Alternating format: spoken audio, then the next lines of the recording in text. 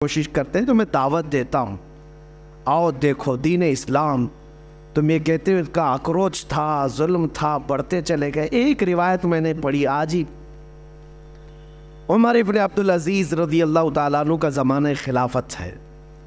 حضرت عمر ابن عبدالعزیز، ان کو پانچواں خلیفہ راشد بھی کہا جاتا ہے، اتنا عدل تھا ان کا. ان کے زمانے میں سمرقند، جو آج ازبکستان وغیرہ رشیا کے علاقوں میں آتا ہے، سمرقند پر اسلامی فوج نے حملہ کیا اور پورے سمرقند کو فتح کر کے اپنا جھنڈا پھیلا دیا. اور سپہ سالار کون تھے؟ حضرت قتیبہ. اور جیسے ہی سمرقند فتح ہو گیا، اعلان ہو گیا کہ یہاں پر مسلمانوں کی حکومت ہے اب، تو لوگ دوسرے دن صبح اٹھے اور ان کو ایسا لگا کہ یہ اچانک ہو گیا ہے. تو وہاں پرانا چرچ تھا، وہاں ایک پادری رہتا تھا. اس نے کہا یہ کیسے؟ ہم نے سنا ہے مسلمان اس طرح سے اچانک نہیں کرتے، لیکن 50,000 کی فوج قتیبہ کے ساتھ ہے، کون مقابلہ کرتا؟ اس عیسائی نے اپنے چند ساتھیوں سے مشورہ کیا کہ یہ ایسا مناسب نہیں ہے، ہم ان کے خلیفہ کے پاس جاتے ہیں. تو وہ ملک شام آیا چند ساتھیوں کو لے کر کے. دمشق میں عمر ابن عبدالعزیز اس وقت رہا کرتے تھے. جب دمشق آئے تو اس عیسائی نے لوگوں سے پتہ پوچھا کہ خلیفہ وقت کہاں ہے. لوگوں نے جو اشارہ دیا، پتہ بتایا، اس پتے پر آ کر کے دیکھا تو ایک چھپر کا گھر ہے اور ایک دبلا پتلا آدمی کپڑے سیتا ہوا بیٹھا ہے. یہ عیسائی پادری قریب آیا اور اس نے کہا انہوں نے دھوکہ دیا مجھے. پلٹ کر کے پھر کہنے لگا میں مسلمانوں کے خلیفہ کے پاس آنا چاہتا ہوں. تو ایک بوڑھے شخص نے کہا وہ جو کپڑے سل رہا ہے وہی خلیفہ ہے، وہی ہے جس کا رعب و دبدبہ اتنا تھا عمر ابن عبدالعزیز کا.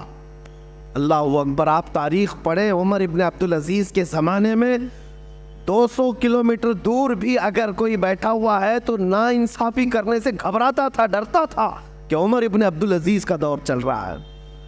اور اس خلیفہ کا وقت یہ ہے کہ ایک چھپر کے گھر کے نیچے بیٹھے ہوئے کپڑے سل رہا ہے. اس عیسائی پادری نے سوچا کہ ان سے مجھے کیا انصاف ملے گا. 50,000 کی فوج لے کر کے جو سپہ سالار میرے شہر پر حملہ آور ہوا ہے اس کے بارے میں کیا بتاؤں گا. کہا کہ پھر بھی کہہ دیتا ہوں. عمر ابن عبدالعزیز کے پاس آیا اور کہا میں سمرقند سے آیا ہوں، میری ایک شکایت ہے. کہا بتاؤ کیا ہے. کہا کہ آپ کا ایک سپہ سالار تقریباً 50,000 کی فوج لے کر کے آیا ہے، آس پاس کے علاقے فتح کرتے ہوئے اچانک رات کو ہمارے شہر پر حملہ کیا اور دوسرے دن فتح کا اعلان کر دیا. کہا کیا چاہتے کیا ہو؟ کہا میں نے سنا ہے کہ جب کبھی مسلمان فوجی جاتے ہیں کسی جگہ پر تو سب سے پہلے ان کو دعوت پیش کرتے ہیں عدل و مساوات کی، اسلام کی، امن کی. اور اگر وہ سامنے والے ماننے کو تیار نہیں اور جنگ کرنے پر تیار ہو تو جنگ کرتے ہیں اور اس کے بعد فتح کا اعلان کرتے ہیں. لیکن آپ کا سپہ سالار آیا، نہ اس نے ہم کو کسی چیز کی دعوت دی، نہ بلایا، نہ یہ ہمارا مقابلہ ہوا، راتوں رات فتح کر کے وہ اپنے جھنڈے گاڑ دیا. حضرت عمر ابن عبدالعزیز نے ایک خط نکالا، خط پر لکھا اور کہا کہ لے جاؤ قتیبہ کو دے دینا. اس خط میں لکھا ہوا تھا کہ ایک قاضی مقرر کیا جائے، فوراً ایک قاضی اسلام مقرر کیا جائے اور اس قاضی کے پاس یہ عیسائی اپنا مسئلہ رکھے گا اور قاضی جو فیصلہ کرے اس پر عمل کیا جائے. خط لے کر کے وہ عیسائی آیا، پادری ہے، عیسائی ہے. کہا کہ اس خط کو پتہ نہیں یہ لوگ پھاڑ کے پھینک دیں. لیکن جب قتیبہ کے پاس لا کر کے دیا تو اس کے ہاتھ کانپنے لگے سپہ سالار کے کہ عمر ابن عبدالعزیز کا خط آیا ہے. پڑھنے کے فوراً بعد قاضی کا انتخاب کرنے کا اعلان کیا کہ خلیفہ وقت کی طرف سے قاضی کے انتخاب کی بات آئی ہے. تو اس وقت قاضی کا انتخاب ایسا نہیں ہے کہ 4 لوگ بیٹھ کر کے کر دیتے.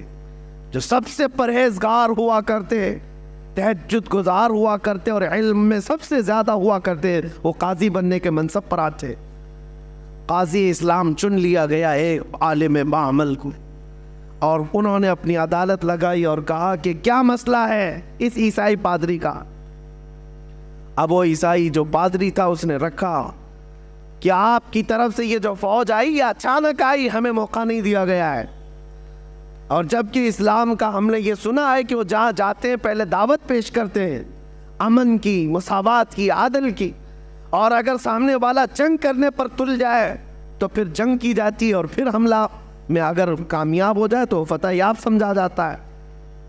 تو قاضی اسلام نے بلایا قتیبہ کو، کہا کیا یہ عیسائی پادری جو کہہ رہا ہے وہ صحیح ہے؟ آپ نے ان کو دعوت دی تھی؟ کہا کہ نہیں دعوت دی۔ کہا کہ راتوں رات آپ نے ان کے شہر پر قبضہ کیا؟ کہا بات در حقیقت یہ ہے قاضی اسلام کہ ہم نے آس پاس کے علاقوں سے جنگ کی ہے، ہم نے دیکھا ہے، اور ان سے جنگ سختی کے ساتھ ہوئی، اور اس کے بعد ہم نے وہ علاقے فتح کیے، اور یہ سمرقند تو بڑا زرخیز علاقہ ہے، یہاں کے لوگ تو اور بھی زیادہ اس شہر کو چھوڑنے کو تیار نہیں ہوتے، اس لیے ہم نے سوچا کہ یہ سوئے ہوئے ہیں، اس وقت میں ہم فتح حاصل کر لیں۔ قاضی اسلام نے فیصلہ دیا کہ آج کی مغرب ہونے سے پہلے پہلے تمہاری پوری فوجیں اس شہر کو خالی کر دیں، سمرقند کو خالی کر دیں۔ قاضی کس کے متعلق فیصلہ دے رہا ہے؟ کسی دوسری قوم کے لیے نہیں، اپنے ہی فوجیوں کے متعلق کہہ رہا ہے کہ یہ اسلام کے قوانین سے ہٹ کر کے ہے، نہ ہی اس طرح کا دستور کبھی چلا ہے۔